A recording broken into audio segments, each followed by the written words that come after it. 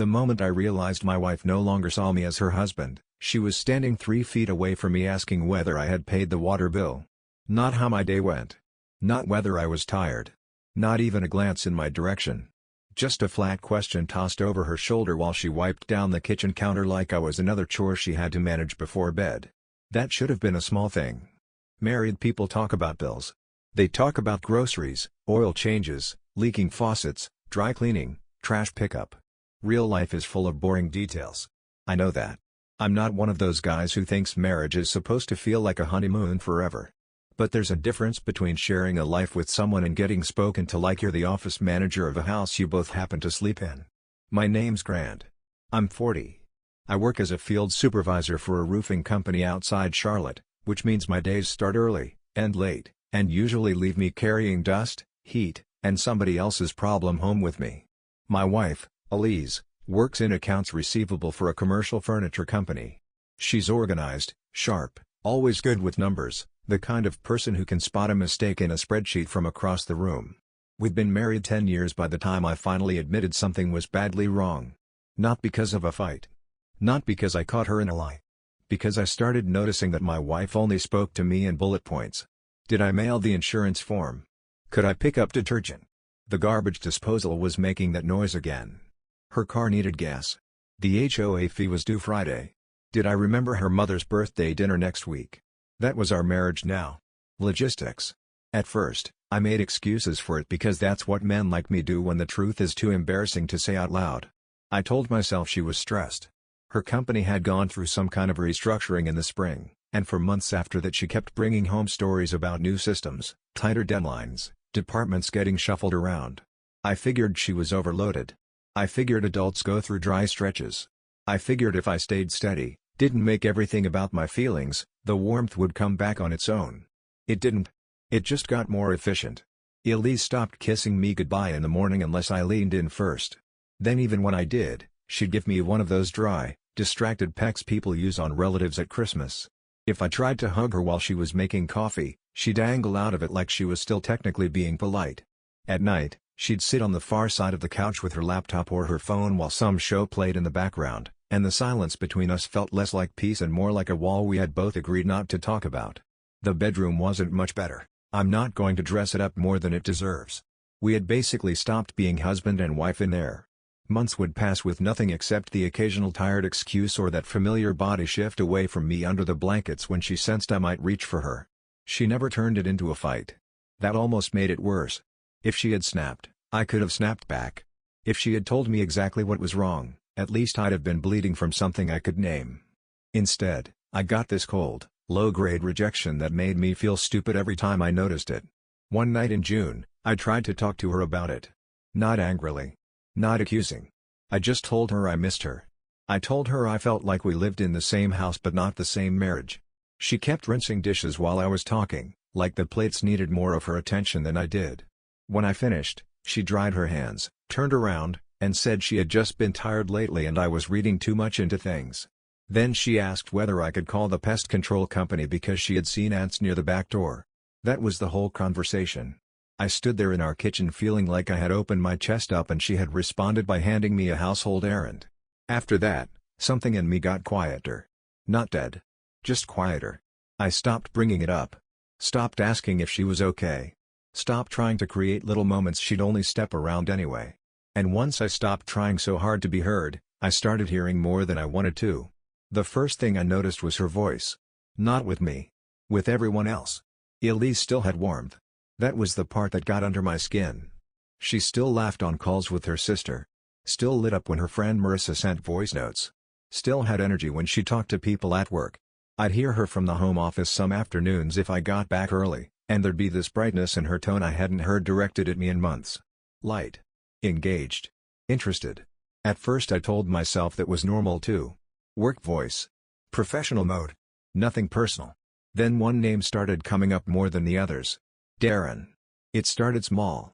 She'd mention him in passing while talking about her day, usually attached to some harmless office thing. Darren caught an invoicing mistake before it went out. Darren got stuck on a late call with the warehouse team. Darren said the new software rollout was a mess. Darren brought donuts for the whole floor because the quarterly reports were due.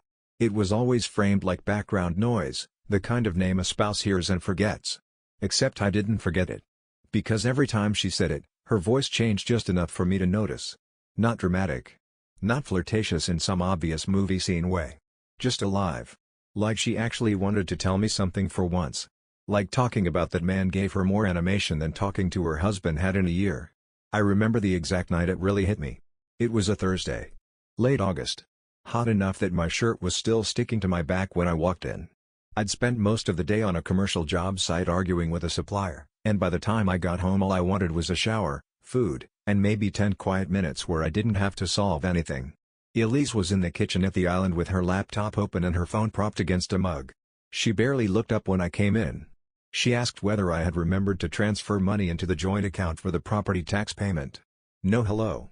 No welcome home. Just finances. I said yes, dropped my keys in the bowl, and went to the sink for water. That's when I heard it. A laugh. Soft at first, then fuller, like something had genuinely amused her. I turned. She was looking at her phone screen, smiling in a way that felt so unfamiliar on her face when I was around that I almost didn't recognize it. I asked what was funny. She looked up too quickly, like she hadn't expected me to still be standing there, and said it was just something from work. Then she reached over and turned the phone face down. That should have been the end of it. Maybe for some husbands it would have been. But I stood there with my hand still on the glass, and what got me wasn't even the phone. It was the contrast. I had been in that house for less than 2 minutes, and my wife had already given me the emotional temperature of a billing reminder. Meanwhile, one message from work had pulled a real smile out of her. Later that night, after dinner, she actually talked. Not to me exactly. Near me. She started telling me about some issue at the office with a vendor payment that had almost gone out wrong, and for the first time in weeks she sounded animated. I stayed quiet and let her talk, because I wanted to see where the energy was coming from. Sure enough, within a minute she brought him up again. Darren had caught it. Darren had stayed late to help untangle it. Darren had apparently kept everybody sane while the system glitched. Then she smiled to herself. Just for a second. Small enough that most people would have missed it. But I didn't. Because I had spent too many months being spoken to like a roommate not to notice the exact moment my wife sounded like a woman again. And for the first time, I stopped asking myself whether our marriage had gone cold. I started asking who was getting the version of her I'd been waiting to come home to. The next few days, I didn't say anything about Darren. I wanted to. Every time his name came out of Elise's mouth with that little extra life behind it, I felt it. But there's a difference between noticing something and understanding it, and I wasn't ready to accuse my wife of replacing me emotionally just because she sounded more awake talking about a coworker than she did talking to her husband. So I stayed quiet. And once I stayed quiet, the pattern got louder. That was the strange part.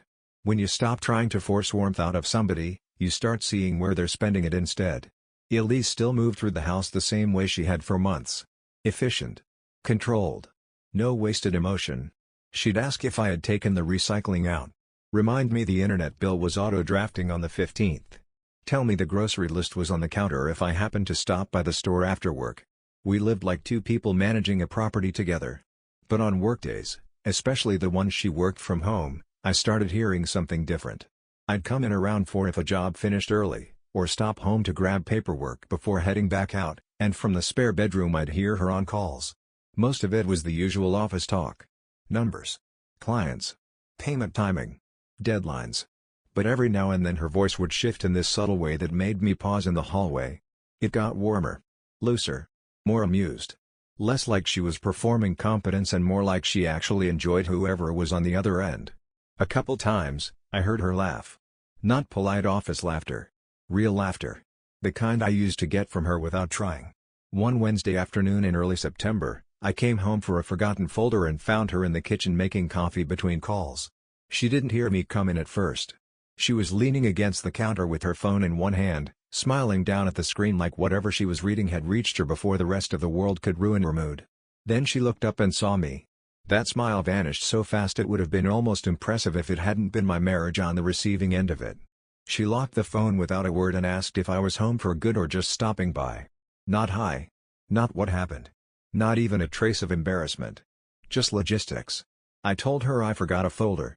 She nodded and stepped aside so I could get to the home office closet, but I noticed she took the phone with her when she went back into the kitchen.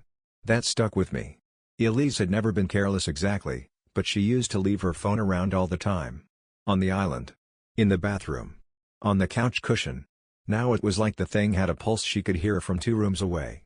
That night over dinner, she mentioned Darren again. Not by accident either. She was telling me about a client account that had nearly gone sideways, and halfway through the story her whole face changed in that now familiar way. She said Darren caught the discrepancy before accounting got blamed for it, and then she actually looked up from her plate while she said it. Her eyes had life in them. Her voice had shape. I just sat there, fork in hand, watching my wife come awake in front of me because another man had made her workday easier. I asked what exactly Darren did there. That got me a quick glance. Not guilty. Just alert. She said he was in operations support, mostly liaising between accounting, vendors, and fulfillment. Then she shrugged and added that he was good at keeping things moving when other departments messed up. I said he sounded important. She gave a little smile and said, "Yeah, he's useful." Useful. That word bothered me more than it should have. Because that was how she talked about me now too. Not partner. Not husband. Useful. The man who transferred money, picked up groceries, fixed the garbage disposal, and remembered her mother's birthday dinner. Meanwhile, this guy at work was apparently earning the version of her voice that still knew how to sound impressed. I didn't sleep much that night. Not because I had proof of anything. I didn't. That was what made it so maddening. There was nothing clean enough to grab. No messages flashing across the screen with hearts. No lipstick on collars. No dramatic clues. Just a steady erosion at home and a steady spark whenever one coworker entered the conversation. Suspicion feels cheap when you can't point to anything solid. It makes you question your own pride. Makes you wonder whether you're just being insecure because your marriage has gone flat and you need something external to blame it on. So the next morning, I told myself to let it go. Then Friday happened. I got home around 6:30, later than usual. Traffic was ugly, one of the crews had run behind, and by the time I walked in I was already tired enough to avoid conflict on principle. Elise was in the living room with her laptop open, shoes off, one leg tucked under her. She looked up long enough to ask if I had picked up the dry cleaning like she texted me. I said no. I hadn't seen the text yet. She sighed. Not dramatic. Just enough to let me know I had failed some small domestic checkpoint. Then she said she'd have to go in the morning before the tailor closed at noon. I started to apologize, but before I could, her phone buzzed on the couch beside her. Everything changed. Not in a huge way. That's what made it so hard to explain even to myself. She didn't gasp. Didn't lunge. Didn't blush. She just reached for the phone fast enough that the reflex told its own story. Then when she looked at the screen, I saw it. That same tiny, involuntary softness in her face. The kind people say for things they want before they remember they're being watched. I asked who it was. She said work. I asked, this late? She said quarter end was coming up and everybody was swamped. Then she got up and carried the phone into the kitchen to answer it. I stayed in the living room and listened. Her voice was low enough that I couldn't make out every word, but I caught pieces. Enough to hear the tone if not the content. Light. Engaged. A little tired, but in a shared way, not a burden way. Like the person on the other end was in the same boat with her, not standing on shore asking where the life jackets were. When she came back, I asked if everything was okay. She said yes, Darren just needed clarification on a payment schedule before Monday because the vendor was already asking questions. There he was again. I nodded and left it alone, but something had shifted in me by then. Not just suspicion. Focus. Because once you notice one thing enough times, it stops feeling random. Over the weekend, I paid closer attention. Saturday morning, we were both in the kitchen. I was making eggs. Elise was going through mail. She barely spoke except to ask if I had seen the coupon mailer from the hardware store. Then her phone buzzed on the counter. She glanced at it and smiled before she could stop herself. I saw it clearly this time. Not a huge smile. Just a small one, private and immediate, the kind that belongs to comfort. She picked up the phone and typed something quickly. I asked if that was her sister. She said no, just work stuff. On a Saturday morning. I looked at her for a beat too long, and she must have felt it because she set the phone face down and asked if I wanted toast. That was Elise lately. Every emotional dead end came with a redirect. Bills. Chores. Breakfast. Anything but the thing sitting between us. By Sunday night, I had started going back through the last few months in my head. The dead bedroom. The clipped answers. The way she never really looked at me when I spoke unless it involved a task that needed doing. The extra care with her phone. The sudden bursts of life attached to one man's name. I thought about how often Darren had started coming up around the same time Elise stopped bringing any version of herself home to me. Not all at once, but enough that the overlap started to feel less like coincidence and more like replacement.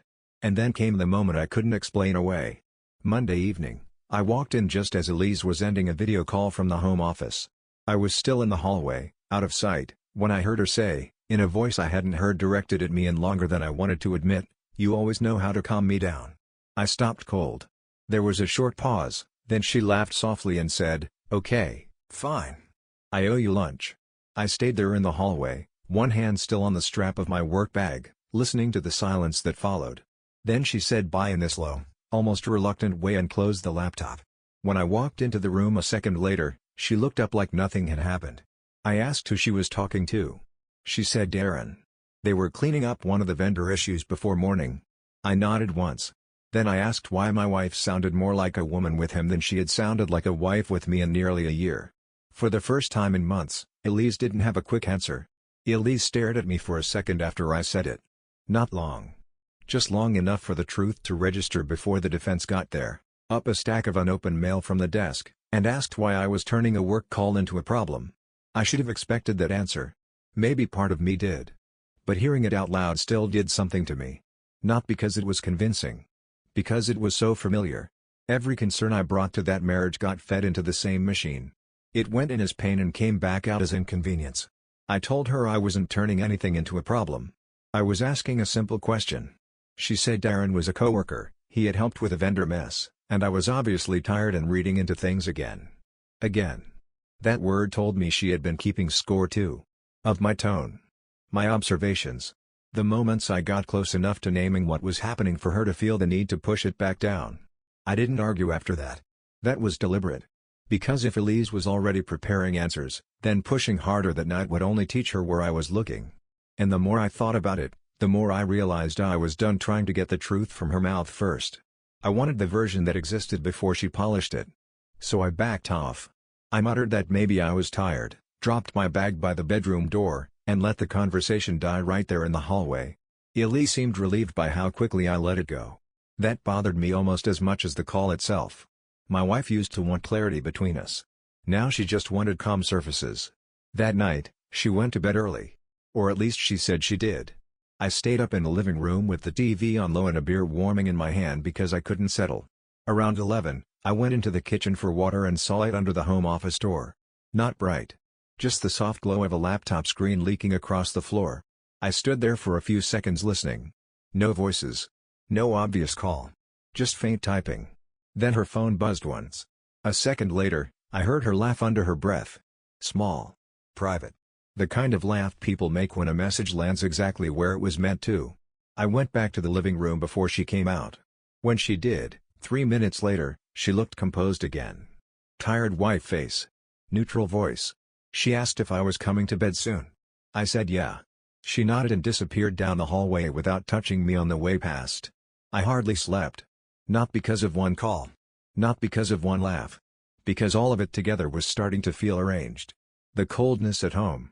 The warmth at his name. The guarded phone. The defensive speed every time I got near the subject. It no longer felt like my marriage had simply thinned out over time. It felt redirected. The next morning, I started paying attention in a different way. Not dramatic. Not detective board on the wall crazy. Just careful. I made mental notes first. Then actual ones. When she checked her phone. When she smiled at it. When Darren came up in conversation. When she mentioned staying late. Which days she seemed flat with me and which days she seemed charged up by something she wouldn't name. By the end of that week, I had a pattern. Tuesday and Thursday were the big ones. Those were the days Elise stayed later at the office or worked past dinner from home. Those were the days Darren's name came up most often. Those were the nights her mood was the least predictable. Sometimes she came home clipped and unreachable, like all her emotional energy had been spent elsewhere. Other times she seemed almost lighter, which somehow hurt more. That Thursday, I got my first break. I came home around 5:30 because a storm delay had shut down one of the sites early. Elise's car wasn't in the driveway, which wasn't strange by itself. She had texted earlier saying quarter end was a mess and she'd probably be late.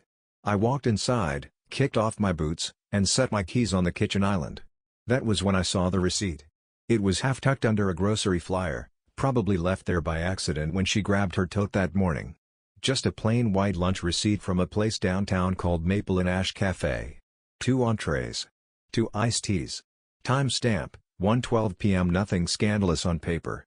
Co-workers eat lunch. But Elise almost never went out for lunch. She complained about downtown prices constantly and usually packed leftovers in those glass containers she liked because they stacked neatly in the office fridge. She had one in the dishwasher that morning. I stood there staring at the receipt longer than I should have. 2 teas. 2 lunches. Downtown on a Thursday. Same Thursday she had texted me at noon that she was slammed and probably wouldn't even get a real break all day. I picked it up, looked at it again, then set it back exactly where I found it. That night, she got home close to 8. When I asked if she'd eaten, she said no, not really, just grabbed something small because work had been non-stop. I nodded and watched her kick off her shoes. Lie. Casual. Clean. Delivered without even needing preparation. That changed the stakes for me. Because until then, I had been standing in possibility. Emotional affair. Work crush. Maybe just attention she liked too much. But lying about where she spent an hour in the middle of the day meant she already knew the truth needed managing. I didn't confront her about the receipt. I wanted more. The following Monday, I texted my friend Owen. Owen and I had worked together years ago before he moved into estimating. He's the kind of guy who doesn't ask too many moral questions if you tell him up front you're already miserable. More importantly, his wife used to work in the same building as Elise's office, just 2 floors down for a medical billing company. I asked him if by any chance his wife still had friends there. He called me instead of texting back. I gave him the broad version. Things were off. Wife seemed attached to a co-worker. I just wanted to know what Darren's deal was, if anybody knew him. Owen was quiet for a second, then said he'd ask around carefully. I hated myself a little for making that call. Hated that I was now the guy triangulating workplace gossip to understand his own marriage. But once somebody starts hiding the truth from you inside your own life, dignity starts looking different. Sometimes dignity is not pretending you're blind. 2 days later, Owen called back. He kept his voice low, which told me before the words did that whatever he had wasn't nothing. He said his wife remembered Darren. Mid-30s maybe. Operations support, like Elise said. Divorced. Friendly. The kind of guy women in the office described as easy to talk to.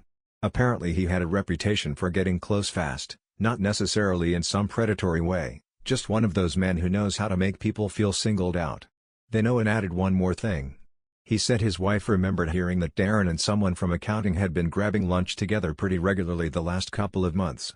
No names, just comments in passing. But accounting in that office wasn't huge.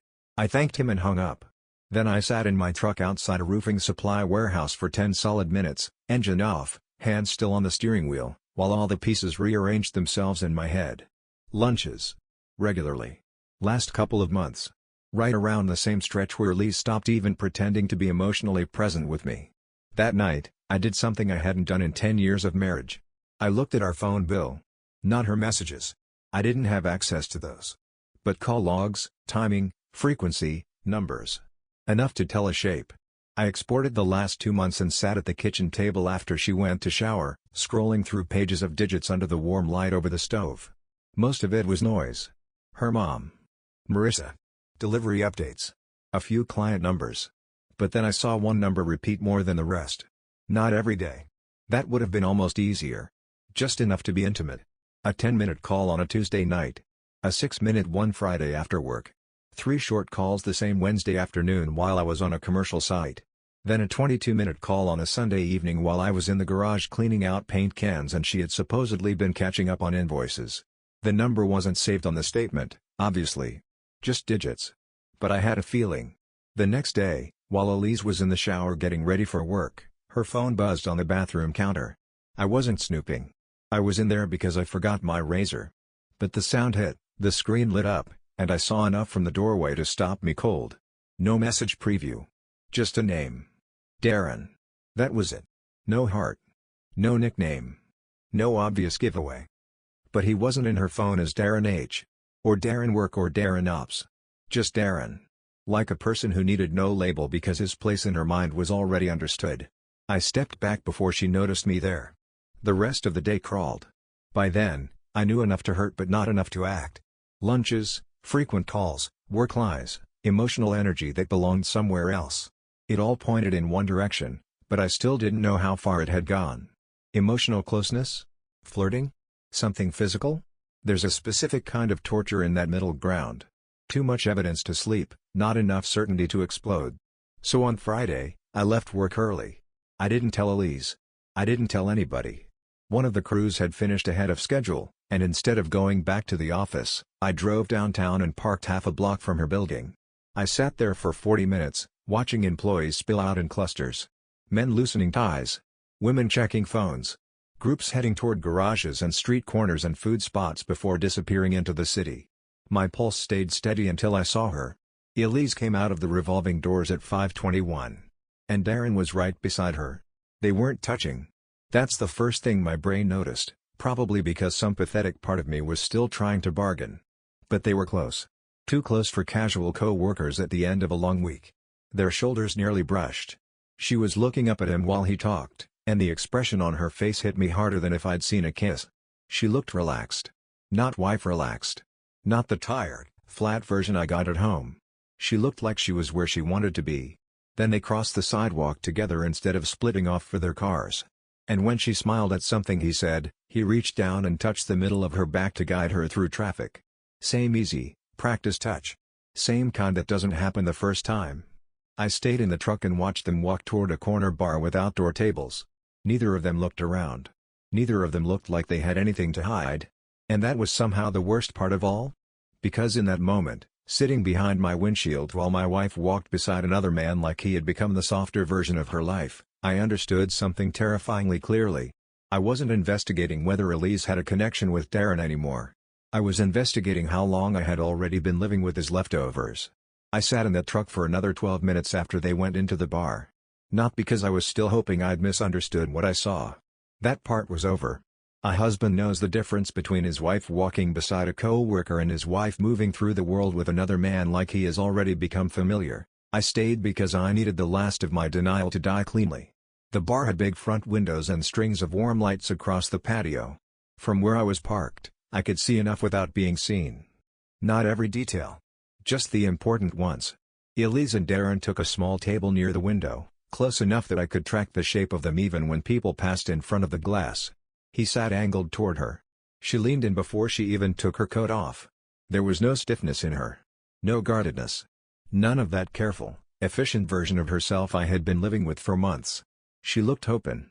That was the thing that broke me more than anything physical could have. Open. I watched my wife smile at that man with her whole face. I watched her hold eye contact longer than she had held it with me in almost a year. I watched her reach for her drink while he was talking and brush his hand on the table like it had already happened enough times not to matter.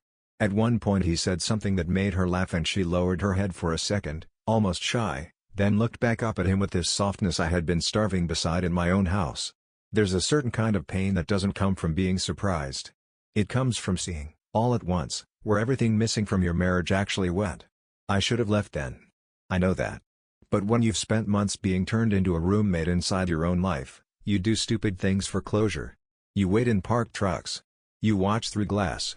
You let yourself be wounded cleanly because half-truths have already wounded you slowly. So I stayed. About 40 minutes later, they got up to leave. He put his hand at the middle of her back again as they stepped out to the sidewalk. Same spot. Same casual claim. They walked half a block toward the parking garage, and this time I got out. I kept enough distance that they wouldn't notice me, but not so much that I'd lose them. The garage was mostly empty at that hour, footsteps echoing off the concrete. They stopped near a dark sedan I didn't recognize. Darren turned toward her first. Elise said something I couldn't hear. Then he touched her face. She didn't pull away. She leaned into it. And when he kissed her, she kissed him back like she had been waiting all day to stop pretending they were coworkers. That was the reveal. Not a theory. Not a vibe. Not a husband piecing together tone shifts and lunch receipts and call logs. Just the clean, brutal fact of my wife giving another man the tenderness she had denied me so consistently that I had almost started believing I was asking for too much by wanting it. I stood there in that garage longer than I should have, just far enough in shadow that neither of them saw me. My chest felt strange. Tight, but hollow too. Like all the blood had drained out of the marriage before I had the dignity to declare it dead. I didn't confront them there. That probably sounds weak to some people. Maybe to me once, too. But by that point, I had no interest in competing for public emotion with a man who was already standing inside the version of my wife she stopped bringing home. I didn't need a scene. I needed distance. I needed one decision in this whole mess that still belonged to me. So I went home. The drive back felt longer than it was. Every red light seemed to hold me in place with my thoughts, and my thoughts were ugly. Not just about Elise and Darren. About me. About how long I had accepted being managed instead of loved. How many times I let myself be handed a char when I asked for connection. How many months I stood in the kitchen of my own marriage hoping warmth would return on its own while she slowly relocated it somewhere else. By the time I pulled into the driveway, I wasn't angry anymore. I was clear. That house looked exactly the same from the outside. Porch light on. Hydrangeas by the walkway half dead from the late summer heat. The same narrow front window where Elise used to stand years ago and wave when I came home in the company truck. A stranger would have thought nothing was wrong. Inside, I took 2 suitcases from the hall closet and set them by the bedroom door. I didn't pack them yet. I just set them there, which somehow felt more final. Then I sat at the kitchen island under the overhead light and waited. Elise got home a little after 9:30. She came in carrying her tote bag and her laptop, kicked off her shoes, and gave me the tired, neutral look I knew too well by then. She started to say something about traffic, maybe about being hungry, maybe about how late the accounting close had run. I'll never know, because that was the moment she saw the suitcases. Everything in her face stalled. I told her I had seen her. No yelling. No theatrics. Just that. At first she tried confusion. Then she tried insult, acting like I was making something ugly out of nothing.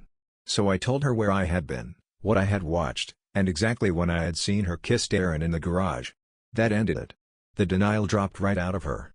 She sat down slowly at the island across from me, and for the first time in months she looked fully present. Not because she wanted to repair anything. Because consequences have a way of dragging people back into the room. What came out after that was about what I expected. She said it had not been planned. Said it had started as work stress and lunches and someone understanding her. Said she had felt disconnected from me for a long time. Said she didn't know how it got this far. I let her say it. Then I told her the part she didn't want to hear. It got that far because every time our marriage asked something of her, she answered it with distance. Every time another man asked something of her, she answered with presence. She hadn't just drifted away from me. She had demoted me. Turned me into the guy who handled bills and repairs while she handed her real self to somebody else. That landed.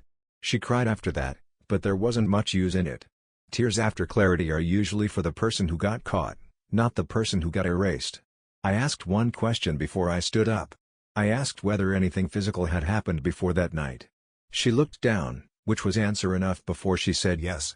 Lunches had turned into drinks. Drinks had turned into rides to the garage. A few kisses before that one. Emotional first, physical after. The usual sequence people act like they didn't recognize while it was happening. So I told her we were done. The aftermath was short because there wasn't anything left worth stretching out. I told her to take what she needed for a few nights and stay somewhere else. Her sister, a hotel, I didn't care. I said we could talk logistics later, when I could hear her voice without feeling humiliated by it. She tried once more to make it sound salvageable. A mistake. A bad stretch. A thing we could work through. But a mistake is forgetting an anniversary dinner reservation. A mistake is backing into the mailbox. What Elise did took repetition. Choice. Energy. Intention. You don't accidentally replace your husband with a better listener and then act shocked when he notices the furniture changed. She left with one suitcase that night and came back for the rest over the weekend while I was out. The divorce took time, like those things do. Paperwork. Accounts. Selling the house 6 months later because I got tired of living in rooms where every surface reminded me how efficiently a person can stop loving you while still asking whether you paid the water bill. And looking back, the affair wasn't the first betrayal. It was the final one. The first betrayal was when my wife stopped speaking to me like a man she loved and started speaking to me like a task she had already delegated.